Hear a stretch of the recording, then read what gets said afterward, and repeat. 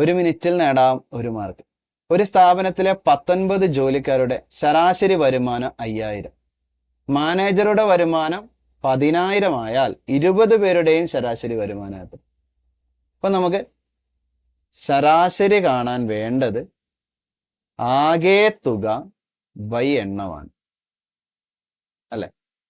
19 പേരുടെ ശരാശരി വരുമാനം 5000. അപ്പൊ നമുക്ക് അവരുടെ ആകെ വരുമാനം 19 ഗുണം 5000 ചെയ്യാം. 20 ഗുണം 5000 1 ലക്ഷമാണെന്ന് മനസ്സിലായ ഒരാൾക്ക് 19 ഗുണം 5000 എന്ന് പറഞ്ഞാൽ 95000 എന്ന് പെട്ടെന്ന് കാൽക്കുലേറ്റ് ചെയ്യും.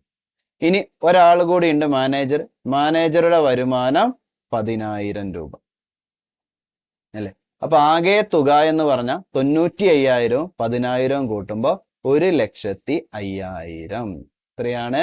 1,50,000 ഡിവൈഡഡ് ബൈ 20 ചെയ്താൽ മതി. 0 കട്ട് ചെയ്യുന്നു. 10,500ന്റെ പകുതി, 10,000ന്റെ പകുതി 5000, 500ന്റെ പകുതി 250 ആണ്.